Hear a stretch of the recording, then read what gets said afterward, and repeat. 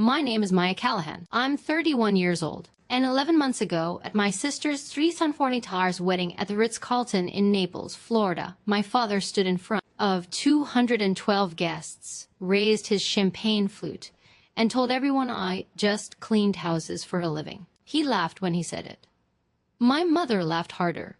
My sister, the glowing bride in her Vera Wang gown, didn't even look at me. She just kept touching her diamond tiara and smiling at her reflection in the mirrored ballroom wall. What none of them knew, what I had been keeping quiet for 5 years out of humility, and then later out of something darker, something that felt a lot like strategy, was that I was the one who had cleaned the house that funded that wedding. Not literally, but close enough to matter. And the groom, the man my sister was marrying that day, he knew. He had known for months. And when my father finished laughing, Daniel Whitmore set down his own champagne glass, straightened his tuxedo jacket, and walked up to the microphone that the DJ had just vacated. What he said next changed everything for all of us. Forever. But before I get to that, I need to take you back, way back. Because you need to understand where I came from to understand why what happened that night felt less like revenge and more like gravity. Like the universe finally, after 31 years, deciding to balance its own books. Before I continue, if you're already feeling something, please take a moment to like and subscribe. But only if you genuinely want to know how this ends. Drop a comment below telling me where you're watching from and what time it is there. I read every single one. Now let me take you back to where this story really begins. To a suburb in Scottsdale, Arizona, and a little girl who spent most of her childhood believing she was somehow born wrong. My parents are Gerald and Patricia Callahan. Gerald, 63, is a retired regional sales manager for a mid-tier medical supply company called Pinnacle Med Group out of Phoenix. He drove a Cadillac Escalade that he leased a new version of every 3 years, wore Tommy Bahama shirts to every casual event, and told people at dinner parties that he had an entrepreneurial mind. He was and remains a man deeply in love with the idea of himself. Patricia, 61, is a former dental hygienist turned full-time homemaker who spent the better part of my childhood organizing her book club, attending charity luncheons at the McCormick Ranch Country Club, and redoing the kitchen twice. The second renovation cost $8,700. I know the exact number because I later found the credit card statements. More on that in a minute. Then there was my sister, Amber Callahan, 2 years younger than me. Blonde where I was brown-haired. Effortlessly charming where I was quietly bookish, and worshipped in our household in a way that felt, even when I was 8 years old, like something religious. Amber was the child they had wanted, the evidence of their best selves. I was never quite sure what I was. I don't say that for pity. I say it because it's simply, factually true, the way a weather report is true. Growing up in our 4-bedroom house on Chulla Road in North Scottsdale, I was the one who set the table while Amber watched TV. I was the one who stayed home with the dog when the family took weekend trips to Sedona. I was the one whose report cards were glanced at and put away while Amber, as were laminated and placed on the refrigerator. When I was 16, I won a regional science competition, first place, a $100,000 scholarship bond for a water purification project that my chemistry teacher, Mr. Delgado, called genuinely university-level research. My mother's response, when I showed her the certificate, was to say, "That's nice, honey. Did you remember to feed the dog?" The scholarship bond, by the way, was cashed by my father 3 years later to help cover the deposit on Amber's first car, a 2014 Volkswagen Jetta, cherry red. I discovered that by accident when I was 24 and went looking for the bond in a filing cabinet. Instead of my certificate, I found a receipt from Wells Fargo dated June 2017. He had cashed a $200,000 bond in my name without telling me, without asking, without even a note. When I brought it up carefully, gently, the way you bring things up in families like mine, which is to say barely at all, my father looked at me like I had accused him of something absurd. "We raised you," he said, in that tone he had, the one that meant the conversation was over. "Everything we own is family money. Everything we own."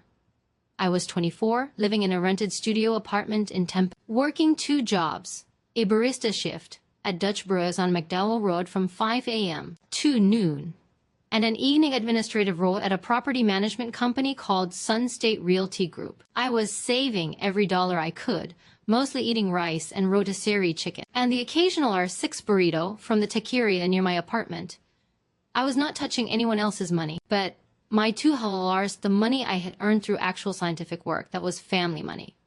I should have walked away then. I know that now. Instead, I nodded and I let it go, because that's what you do when you've been trained since childhood to believe that your needs are an imposition and your accomplishments are at best a footnote. That pattern continued for the next several years. When Amber got engaged in 2021 to Daniel Whitmore, a commercial real estate developer from Naples, Florida, with a company called Whitmore Capital Group, the entire Callahan family went into production mode. My mother called me within 20 minutes of the engagement to tell me that the wedding would be in Naples, that it would be significant, and that she hoped I could take time off from whatever it is you're doing now. What I'm doing at that point was running a company I had spent 4 years building from a $20,000 personal loan I had taken in 2008. But I'll get to that. The point is, to my parents, what I was doing was still always somehow invisible, a blur in the background of the much more important picture of Amber's life. The wedding planning began, and because I was the responsible one, which in our family meant the one without value, the one whose time didn't count, I was assigned tasks. Lots of them. I coordinated with the Ritz-Carlton Naples event team. I managed vendor contracts. I sourced the floral arrangements from a boutique called Petal and Pine out of Fort Lauderdale, negotiating them down from a 28,000 quote to 1,400. I organized the seating chart for 1,300 guests. I proofread the wedding program. I handled the RSVP tracking using a custom spreadsheet I built myself. I coordinated the rehearsal dinner at Campiello restaurant on 5th Avenue South. I did all of this while my parents told every extended family member, every neighbor, every country club acquaintance that I cleaned houses. I need to be clear about where that came from. When I was 26, just starting my company, I had briefly, for 8 months, taken on residential cleaning clients to supplement my income while the business got off the ground. My mother had seen me once, pulling a Hoover vacuum out of my car, and she had decided that this was my career. She told people for 5 years that I was a house cleaner. Even as my company grew, even as I moved out of the studio apartment and into a 2-bedroom house in Arcadia, even as I started driving a Toyota Entry-Doll Volvo XC60 that I paid for in full, she was not malicious about it. Exactly. She was just incurious, profoundly, deliberately incurious about my life, in the way that people are when they've decided someone isn't interesting. So that was who I was in my family's story, Maya, the older one, who cleans houses. Kind of a disappointment. You know how it is? What none of them knew was what I actually built. Let me tell you about Luminary Property Services. I started it in 2018 with that Valija loan from my bank, a laptop, a business license, and an idea I had been developing since my time at Sun State Realty Group. The idea was simple, high-end residential property management for out-of-state owners. Scottsdale, Paradise Valley, and the broader Phoenix metro area had at that point an enormous and growing inventory of second homes, vacation properties, and investment properties owned by people who lived in California, New York, Illinois, and Texas. These owners needed someone local, someone trustworthy and meticulous to handle everything: maintenance, tenant coordination, vendor management, monthly reporting, emergency response, the works. I was that person. I had the organizational skills, the vendor relationships from my time at Sun State, and critically, I had an eye for systems. I built proprietary management software, basically a customized version of a platform called Buildium, that I used to track every property in my portfolio with a level of detail my competitors couldn't match. By 2019, I had 14 properties under management. By 2020, during the pandemic, while everyone else's business collapsed, mine doubled. Out-of-state owners were desperate for reliable local management. I went from 14 properties to 31. By the time of Amber's wedding in October 2023, Luminary Property Services managed 87 residential properties across the Phoenix metro area, employed 11 full-time staff and 4 part-time coordinators, and generated annual revenue of $3 million, with a profit margin I was deeply proud of. I owned 40% of a 16-unit apartment complex in Tempe, which I had co-purchased with an investor in 2022, $1 million. I had a personal net worth that my accountant, Cheryl Okafor of Okafor and Associates on Camelback Road, had most recently assessed at approximately $1.47 million. I was not a house cleaner. I was, by any reasonable measure, the most financially successful person in my immediate family, by a considerable margin, but nobody in my family knew this. because nobody had ever asked, because they had decided who I was before I had a chance to become anything. And they never looked up from that decision long enough to notice the world had changed. I tried once to tell my mother about the business. In 2021, at a Christmas dinner in Scottsdale, I had mentioned, carefully and without fanfare, that Luminary had crossed $1 million in revenue that year. She had said, "That's wonderful, Maya. Now, Amber, tell everyone about the Paris trip." Amber had been to Paris with Daniel that fall. They had stayed at Le Bristol. My mother had approximately 400 photos. I drove home from that Christmas dinner, and I made a decision. Not a dramatic one. Not a conscious plan for revenge. Just a quiet, private decision to stop trying, to let them have their story about me, to keep building my life in the background, away from their noise, until the day it was simply undeniable. That day turned out to be October 14, 2023, the day of my sister's wedding. The Ritz-Carlton Naples is one of the most beautiful hotels I have ever been inside. The kind of place where the carpet is so thick you lose a centimeter of height walking across it. The grand ballroom, held our two-towed guests beneath chandeliers that cast everything in honey-colored light. The petal and pine floral arrangements were breathtaking. The 5-tier cake from Sweet Provisions of Naples had cost $4 million and looked like something from a magazine. I had helped make all of it happen. I arrived that morning in a dusty rose bridesmaid dress that Amber had selected, a Monique Lhuillier that retailed for $4, and spent 4 hours managing last-minute logistics, while Amber and my mother got their hair and makeup done in the bridal suite. I handled a miscommunication between the catering team and the dietary restriction list. I personally called the florist when one arrangement arrived with the wrong ribbon color. I talked down a slightly panicked Aunt Linda who had left her Spanx in the Tampa airport and needed emergency undergarment solutions. It was, in other words, a day like any other day in my family. The ceremony was beautiful. I will give them that. Amber was luminous in her Vera Wang gown, a Josephine silhouette with hand-sewn French lace, which she had found during a shopping trip in New York that cost approximately 14 von Adhat. Daniel stood at the altar in a Tom Ford tuxedo and cried when he saw her walk in. Whatever else happened that day, that moment was genuine.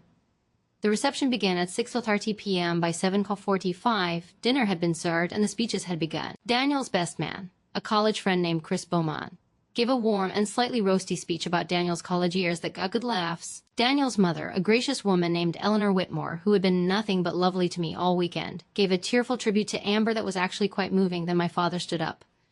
Gerald Callahan. In his rented tuxedo, he had insisted on renting because he said it was more practical, which I noted because his daughter's wedding was not apparently an occasion requiring ownership. Adjusted his microphone and looked out at two Cinderwall people with the comfortable authority of a man who had never once in his life doubted his own importance. He spoke warmly about Amber for several minutes, her beauty, her charm, the way she lit up every room, how proud he was. He made people laugh twice, which he was visibly pleased about.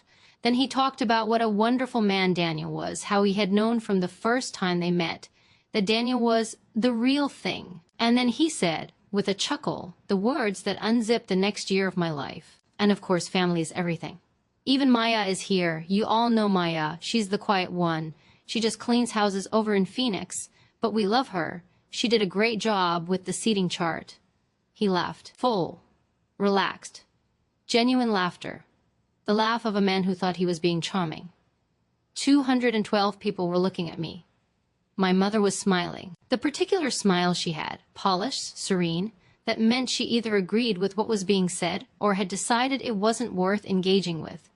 Amber looked at me briefly, and I saw, for just 1 second, something in her expression. Not guilt, exactly. More like discomfort, quickly smoothed over. Then she looked away. I sat very still. My hands were flat on the white tablecloth.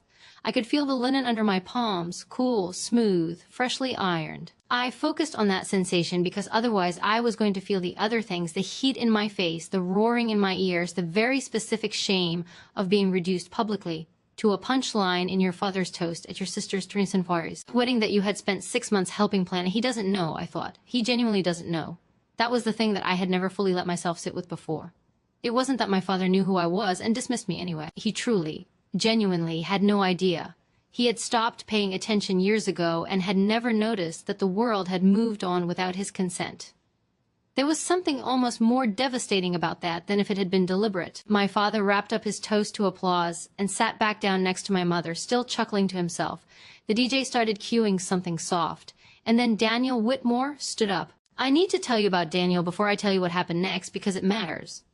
Daniel Whitmore, 34, was not the kind of man who made speeches for show. In the 7 months I had known him, through the engagement and the wedding planning, he had struck me consistently as someone unusually perceptive, unusually direct, and deeply committed to fairness in a way that felt almost old-fashioned. He was the kind of man who noticed things, who remembered what you said, who, 3 months earlier at a family dinner in Scottsdale, had asked me what I did for work, actually asked, actually listened, and had gone quiet in a particular way when I told him about Luminary. Wait, he had said, you manage properties across the Phoenix market. 84, at that point, I had said. We've since picked up 3 more. He had looked at me for a long moment. Then he had looked at Amber, who was telling my mother about the couple's plans to retile their Naples kitchen, and who had given absolutely no indication that she had any idea what her sister did for a living. Then he had looked back at me with an expression I couldn't quite read. We had talked for another hour that night, out on the back patio, while our families moved around inside. He asked detailed, intelligent questions about my business model, my client acquisition strategy, the Tempe apartment complex. He told me he was considering expanding Whitmore Capital Group's residential portfolio in the Southwest and had been looking for a management partner. By the end of that conversation, Daniel and I had exchanged business cards. 3 weeks later, his director of operations, a man named Marcus Webb, had reached out about a potential management contract for 14 properties in the Scottsdale and Paradise Valley area that Whitmore Capital was in the process of acquiring. That contract was currently in final negotiations. Worth, over a 3-year term, approximately $6 million to Luminary Property Services. So when Daniel Whitmore stood up at his own wedding reception in that honey-colored ballroom and reached for the microphone, I felt something complicated move through me. Equal parts, dread, and something I couldn't name. He smiled at the room. I'm sorry to get back on the mic, he said, with that easy confidence that genuinely good public speakers have, the kind that makes a room settle. But Gerald just said something that I can't let sit. The room went quiet. Not nervous quiet, curious quiet. My father looked up, still smiling, not yet understanding. He mentioned his daughter Maya, Daniel said, turning slightly so he was looking at me.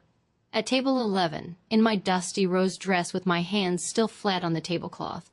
And he said she cleans houses. A small laugh from somewhere in the room. Someone thought it was still the joke. Daniel didn't smile. I want to make sure everyone in this room knows who Maya Callahan actually is, he said, because I've spent the last 3 months doing business with her. And I think her family deserves to know the truth. I know you felt that. If you've ever been the one at the table who nobody looked at, comment. I see you below. I read every comment. And I need you to stay with me, because what Daniel said next, and what happened in the months after, is something I'm still processing. Make sure you're subscribed. This gets much more intense. Daniel spoke for approximately 4 minutes. He was precise, because that was who he was. He did not editorialize. He did not perform emotion. He simply told the room, in his clear and measured voice, what he had learned about me in 3 months of business dealings. He told them about Luminary Property Services, the 87 properties, the 11 full-time employees, the annual revenue, he said, over $2 million, and I saw my mother's champagne glass pause halfway to her lips. He mentioned the Tempe apartment complex, which he described as a shrewd acquisition that demonstrated serious real estate instinct. He said that Whitmore Capital Group had entered into a letter of intent with Luminary for a 3-year management contract worth over $500,000, and that he considered that contract one of the best business decisions he had made all year. Maya has been helping coordinate this wedding for 6 months, he said. She negotiated $800 in savings off the floor contract alone. She managed 14 separate vendors. She did this without ever once asking for recognition or credit. He paused again. I just want to make sure we all know who she is, because I know who she is. And I think she deserves for her family to know, too. He set the microphone back in the stand. The room was absolutely silent for about 3 full seconds. Then Daniel's mother, Eleanor, started clapping. She stood up. Then Marcus Webb, who was at a table near the back. Then a few of Daniel's business colleagues. Then, in a kind of spreading wave that I will remember for the rest of my life, most of the room was on its feet. I sat completely still. I was not happy, exactly. I was not the thing I had imagined I would feel if I was ever. finally seen by people who had refused to look. What I was mostly was numb and terrified, and something else, something cold and clarifying as I watched my father's face. He had gone the color of old milk. His smile was still technically present on his face, the way a painting of a smile stays on a face after the person has left the room. His eyes were moving, from Daniel, to me, to my mother, to the applauding room with the rapid calculation of a man running numbers that don't add up. My mother was not clapping. She was sitting with her champagne glass set precisely on the tablecloth, and her face arranged in an expression I recognized, the one she wore when she was furious and not ready to be seen being furious. Still, contained, the carefully pressed surface of very deep water. Amber was looking at Daniel with an expression I had not seen on my sister's face before. Something raw. Something that wasn't quite anger and wasn't quite hurt, but was somewhere between the two. I found out later that Daniel had not told Amber he was going to do that. The applause faded. The DJ started playing again. People began moving back to conversation, to dessert, to the dance floor. Within 15 minutes, the room had largely absorbed what had happened and moved past it, because that is what wedding receptions do. But the Callahan table did not move past it. My father caught my arm as I walked past him toward the bar. "Why didn't you tell us?" he said. His voice was different. Tighter, the bluster drained out of it. "You never asked," I said. And I kept walking. That should have been the end of it. The wedding concluded. The cake was cut. People danced. Amber and Daniel were happy and luminous and began their life together. But it turned out that Daniel's speech at the wedding was not the end of the story. It was barely even the beginning. Because 2 weeks after the wedding, my accountant Cheryl called me at 8:47 in the morning, and she sounded shaken in a way I had never heard from her before. "Maya," she said, "I need you to come in. Today, if possible. I found something while preparing your year-end statements, and I think you need to see it before we go any further."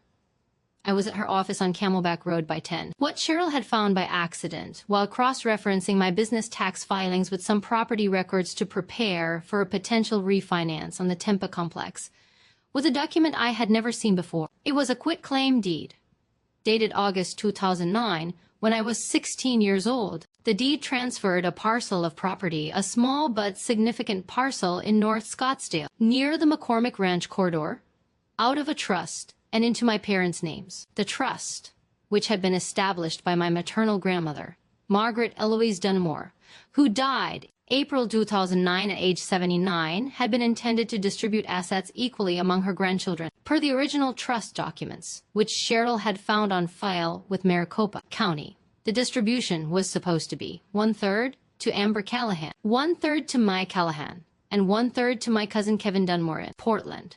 The parcel in question had been appraised in 2009 at $2,000. By 2003, the same parcel, which had been sold by my parents in 2016 and developed into a small strip commercial property, was assessed at $890. My third should have been approximately $7,300, with the proceeds from the sale and subsequent development. My share, conservatively estimated, was somewhere around $296. I had never received $1 of it. I had never been told it existed. My parents had used a quitclaim deed signed as my legal guardian while I was a minor to transfer the entire parcel out of the trust and into their own names. They had then sold the parcel in 2016 for $6,000 and used the proceeds for, among other things, that 87-horse kitchen renovation, Amber's 2014 Volkswagen Jetta, and, as I would later confirm, a significant contribution toward Amber's wedding. I sat in Cheryl's office and I read the documents 3 times. "This is fraud," Cheryl said quietly. "I want to be clear that I'm your accountant, not your attorney, and you need a good one. But what your parents did here, Maya, a quitclaim deed executed without a minor's legal consent, without independent legal counsel on assets belonging to a trust, this is not a gray area."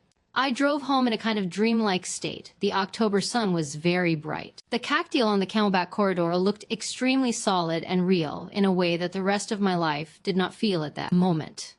When I got home, I called my cousin Kevin in Portland. "Did you ever get anything from Grandma Dunmore's estate?" I asked. A pause. "No," he said. "I figured it had all been handled. Your parents told my mom there wasn't much left after the legal fees." "Why?" "I need to send you some documents," I said.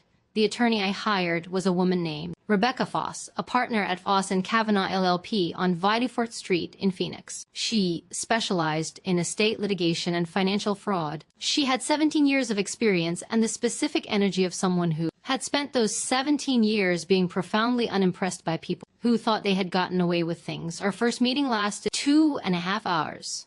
By the end of it, Rebecca had identified 4 distinct legal issues in the documents Cheryl had found.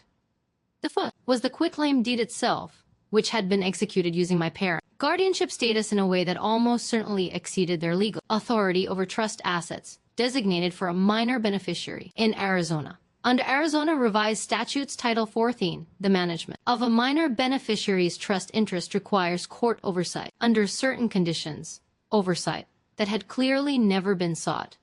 The second issue involved the trust itself. Rebecca contacted the original estate attorney, a semi-retired man named Howard Bellamy in Scottsdale, and discovered that the trust documents had been altered. Specifically, a codicil, an amendment, appeared to have been added after my grandmother's death, assigning broader discretionary authority to my parents as administrators. Howard Bellamy, when contacted, said he had no memory of drafting this codicil and that it did not match his standard formatting. He was, Rebecca noted, now extremely cooperative and somewhat pale.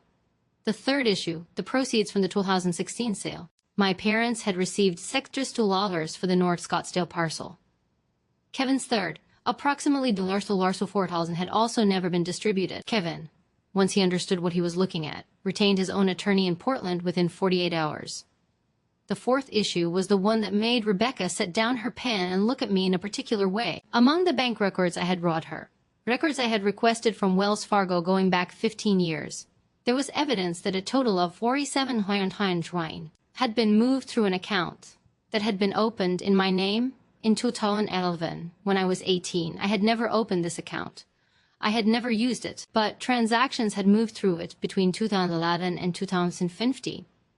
Deposits and withdrawals that corresponded, suspiciously and specifically, with the timing of various large expenses in my parents' financial records. Someone had opened a bank account in my name, used my social security number, moved money through it for 4 years. This was not a civil matter. Rebecca looked at me across her desk, in her tidy office with its framed law degree from Arizona State and its small succulent in the window, and she said, "Maya, I have to ask you something, and I need you to answer me honestly." "Okay," I said. "Do you want to pursue this to its full extent?" I thought about my father at that wedding, laughing into a microphone, telling 212 people that I cleaned houses. I thought about the $2,500 science scholarship bond. I thought about 31 years of set tables and empty chairs and Christmases spent talking about Paris while my news went unheard. "Yes," I said. "All of it." Rebecca filed the civil suit. Callahan v. Callahan, case CV 200-9447 in Maricopa County Superior Court on November 19, 2023, 5 weeks after my sister's wedding. The suit named Gerald James Callahan and Patricia Ann Callahan as defendants, alleged breach of fiduciary duty, fraud, improper alienation of trust assets, and unjust enrichment, and sought damages of $4,000, the assessed value of my share of the North Scottsdale parcel, plus interest and legal costs. Simultaneously, Rebecca referred the matter of the unauthorized bank account to the Financial Crimes Unit of the Maricopa County Attorney's Office. An investigator named Detective Alicia Moreno was assigned to the case the following week. I want to be honest about what the next several months felt like. It did not feel like triumph. It felt like grief. It felt like finally going to the doctor about something you have felt wrong in your body for years and having them confirm that yes, something is wrong and it is serious and you will need to go through something difficult to get better. There is relief in the confirmation, but there is also the weight of everything that comes next. My parents were served on November 22, 2023, the day before Thanksgiving. My mother called me 47 minutes after the process server left their door on Chulla Road. Her voice was like I had never heard it, stripped of its usual polish, raw and almost unrecognizable. "How could you do this to your family?" she said. "Mom," I said, "you opened a bank account in my name." A silence. That was, "Your father handled the finances, I didn't." "Mom." She started crying, and, for a moment, I felt it, the pull, the old gravity of being a child who loved her mother and wanted her mother's love back and would do almost anything to stop the crying. It lasted about 4 seconds. "I need you to talk to Rebecca Foss," I said. "Her number is on the filing documents. That's the only conversation I'm able to have right now." I hung up. I sat on my kitchen floor for a while. Then I got up and made dinner and fed my dog and called my friend Priya, who had been my best friend since we were both 23 and working terrible jobs. And she listened to all of it and said, "Maya, you are the strongest person I have ever known, and I need you to let yourself feel angry." I cried, properly, finally, for about an hour. Then I went back to work. The criminal investigation moved faster than any of us expected. Detective Moreno was thorough and methodical, and I got the sense, personally affronted by what she found. The unauthorized bank account led to several others. It appeared that between 2011 and 2018, my parents had used my social security number, and, in 2 instances, my sister, to open credit lines and move funds in ways that benefited them while insulating their primary accounts from debt. This was identity fraud, plain and simple. On February 8, 2024, Gerald James Callahan and Patricia Ann Callahan were charged in Maricopa County with 4 counts of identity fraud, 2 counts of financial exploitation of a vulnerable adult. The vulnerable adult statute had a specific provision covering the financial exploitation of minor beneficiaries, which Rebecca had identified, and 1 count of fraud involving the alteration of an estate document. The arraignment was a public record. I did not attend, but I saw the news item. It made a small local news blurb in the Arizona Republic because the dollar amounts were notable. My Aunt Sharon, my mother's sister, called me that night. "I just want you to know," she said, careful and quiet, "that I always thought something wasn't right. I want you to know I'm on your side." "Thank you, Sharon," I said. "That means a lot. Does Kevin know everything?" "Kevin is part of the civil suit," I said. "His attorney is coordinating with Rebecca." A pause. "Your grandma would be furious," Sharon said, and then she started to cry. And somehow that was the thing that made me cry again too. The image of my grandmother, who had made butter cookies every Christmas, who had called me her little scientist, who had set up that trust specifically and explicitly to provide for her grandchildren, and whose wishes had been taken apart and redistributed for a kitchen renovation. The civil case moved through the Maricopa County court system through the spring of 2024. My parents hired an attorney, a man named Clifton Gary at Gary and Holt in Scottsdale, who attempted on their behalf a series of legal maneuvers that Rebecca dispatched with what I can only describe as professional satisfaction. The first was a motion to dismiss on the basis that the statute of limitations had run. Rebecca countered with the delayed discovery doctrine. I had not known about the fraud until October 2023, which reset the clock, and the court agreed. The second was an attempt to argue that the quitclaim deed had been signed in good faith as guardians managing their minor child's assets. Rebecca produced Howard Bellamy's sworn affidavit stating that the codicil expanding their authority did not originate from his office, along with a forensic document examiner's report from Dr. Sandra Price of Price Forensic Document Analysis in Tempe, who concluded to a reasonable degree of professional certainty that the codicil had been added to the trust documents posthumously, and that the signature purporting to be my grandmother's did not match authenticated samples of her handwriting. That was the moment, I think, when my parents understood they were not going to win this. My father, I was told by Rebecca after a deposition, cried, sitting across from Rebecca and her associate in a conference room in her 44th Street office, in his Tommy Bahama shirt. My father put his face in his hands and cried. I did not feel satisfaction when I heard this. I felt tired and very, very sad. The formal family confrontation, the one that you might picture as a dramatic showdown, happened in April 2024. Not in a courtroom, but at my Aunt Sharon's house in Tempe, where several family members had gathered for my cousin Kevin's birthday. It was not planned as a confrontation. It was, in retrospect, inevitable. Kevin was there, who had flown in from Portland. Sharon and her husband Dave, my father's brother Robert and his wife, several cousins. And because Amber had not yet fully processed what was happening and was still in the phase of trying to keep everyone together, Amber and Daniel, who had driven up from Naples. My parents were there. They had come because Sharon had not told them I would be there, or possibly because they had decided to try. I arrived last, with Priya, because Priya had insisted on coming and I had decided that was acceptable.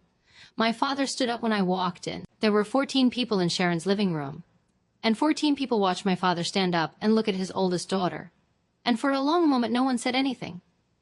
He looked older than he had at the wedding. Thinner. The bluster was gone in a way I found difficult to look at. Not because I felt guilty, but because watching a person deflate is never actually as satisfying as you imagine it will be. "Maya," he said. His voice was different. "I need to say some things." "Okay," I said. He talked for about 8 minutes. He admitted that the trust had been mishandled. That was his word, mishandled. And I noted it because it was a lawyer word, a word that kept a cushion between him and what had actually happened. He admitted that the bank account situation was a mistake that got out of hand. He said he was sorry. He said he hoped we could find a way through this as a family. He did not look at Kevin once during the speech, though Kevin was sitting directly to my left. When my father finished, I waited a moment. Then I said, "I appreciate you saying that. I want to make sure you know that the civil case is continuing regardless, and the criminal matter is in the county attorney's hands, which means it's not something I control. But I want you to hear this from me directly. I don't hate you. I am not doing this out of hatred. I am doing this because what you did was wrong, and because Kevin deserves his money, and because I deserve to know what my grandmother left me." I paused. "And I want you to know one more thing. The thing that hurt the most was not the money. The money hurt. But the thing that hurt the most was every time you told someone I cleaned houses. Every time you didn't ask what I was building. Every time I did something and you didn't look up. That's what I need you to understand. Not the money, the not looking." My father's hands were shaking. My mother was looking at the floor. Amber was looking at me. And I saw something in her face that I hadn't seen in years, maybe ever. Something genuine. Something cracked open. Her eyes were wet. "I didn't know," she said. Her voice was small. "Maya, I genuinely didn't know about the trust, about any of it." "I know," I said. "I know you didn't, Amber." Daniel, sitting beside her, reached over and put his hand over hers. He was looking at me with that expression, the quiet, measuring one, and he gave me a very small nod. The rest of the gathering was subdued, as you might imagine, but it was real, more real than any Callahan family event I could remember, because for once nobody was performing anything. I want to pause here and ask you something. If your family has ever let you down, really let you down, what did you do? Did you confront them? Or did you let it go? Comment below. 1 if you confronted, 2 if you walked away, 3 if you're still figuring it out. I see every comment, and I want to know. The civil case settled on June 17, 2024 in a mediated agreement brokered by Rebecca and Kevin's attorney. My parents agreed to pay a total of $381 in damages, $4,000 to me and $38,000 to Kevin, drawn from their retirement accounts and the equity in the Chola Roadhouse. The settlement also required them to sign a formal acknowledgement of the trust irregularities, which became part of the court record.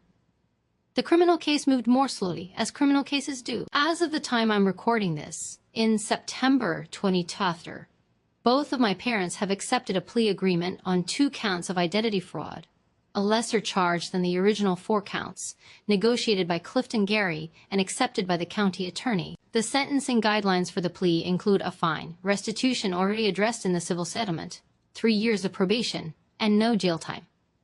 The forgery charge related to the estate document remains under review pending additional forensic analysis. I want to be honest.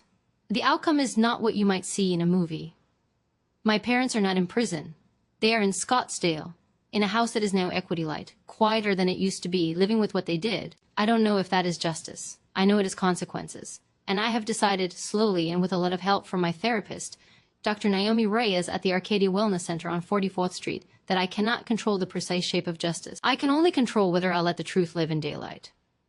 Luminary Property Services, in the 12 months since all of this began, has continued to grow. The Whitmore Capital Group contract, finalized in January 2024, Sexajuhachian Jewelers over 3 years, as anticipated. It brought us to 99 managed properties and allowed me to hire 2 additional property coordinators and a full-time marketing director. Our annual revenue projection for 2024 is $2.7 million. Daniel turned out to be not just a good brother-in-law, but unexpectedly a genuinely excellent business ally. We meet monthly via video to review the managed portfolio. He is unfailingly prepared, direct, and fair. He did not do what he did at that wedding for business reasons. I know that, because the business conversation came months earlier, and the contractual details had nothing to do with the toasts at his reception. He did it because it was right. I told him that once, when we were reviewing quarterly reports in Naples over lunch at Barbatella, and he looked at me and said, "Maya, your family had one job, which was to know who you were. They didn't do it." I just filled in. I have thought about that sentence almost every day since. My relationship with Amber has been the most complicated part of all of this, and I want to be truthful about it. We are speaking. We see each other. When I went to Naples in August, we had dinner. The 4 of us. me and Priya and Amber and Daniel, at a restaurant on 5th Avenue South, and we talked for 3 hours about things we had never talked about before. About what it was like to be the golden child in the way Amber had been, which was not, it turned out, as uncomplicated as I had always imagined. About the pressure of being the favorite, about the ways in which being adored by parents who are not capable of genuine attentiveness is its own kind of loneliness. We are not the sisters we should have been for the first 30 years of our lives, but we might become something. I am holding that possibility gently with both hands, without squeezing. My relationship with my parents is different, civil when necessary, distant when not. My mother sent me a card in July, a simple cream-colored note card from a stationery store, with a butterfly on the front, because she knew I liked butterflies when I was 8, and apparently that information has persisted in her somewhere. Inside, in her handwriting, it said, "I'm sorry I didn't look up. I'm working on understanding what that cost you. It was not a grand gesture. It was a note card. I put it in a drawer. I haven't thrown it away." My father has not been in contact since the settlement. I don't know what that means for the future. I am trying to allow the future to be unwritten. Luminary Property Services has, in the past 11 months, become something I didn't expect when I was building it in the background of my invisible life. It has become the thing that my family's neglect made necessary, and the thing that their neglect could not touch. It exists because I worked for it in the quiet, in the years when nobody was watching, in the years when I was setting other people's tables, and telling myself that someday I would have a table of my own. I have a table. I have an office on East Camelback Road with 11 full-time employees and a view of the Phoenix Mountains. I have the Tempe apartment complex, which turned a net profit of $23 last year. I have Priya, who is still my best friend and has recently started helping me think through a potential expansion into Tucson.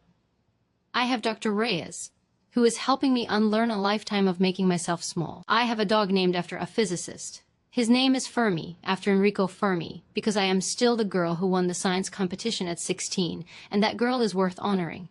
I have Dollar Street. That was my grandmother's, and that I am using to fund a scholarship at a Title I high school in South Phoenix, specifically for STEM students from low-income families who are too busy building their futures in the background to get recognized. I named it the Margaret Eloise Dunmore STEM Scholarship. The first recipient was awarded in May 2004. Her name is Destiny Torres. She is 17 years old. She has a GPA of 3.9. And her science fair project on soil contamination in urban food deserts won first place at the regional level. I presented the scholarship at her school's awards ceremony. When I handed her the certificate, $1,000 toward her first year of college, she looked at me with those 17-year-old eyes, bright and serious and slightly overwhelmed, and she said, "How did you know to start this?" "I was you once," I said, "and nobody noticed. I'm going to make sure someone notices you." She hugged me so hard I had to blink fast for a moment to keep it together. My grandmother, I think, would be satisfied. If you've made it this far, thank you. Truly. I know this was long. I know it was heavy in places. I hope it was also somewhere something useful. I want to say one thing to anyone watching who has been the Maya in their family. The one who sets the tables and coordinates the vendors and wins the science competitions and gets laughed at during the toasts. The one whose work is invisible because the people who should see it decided a long time ago not to look. You do not have to perform your worth for people who have decided not to witness it. Build the thing. Keep the receipts.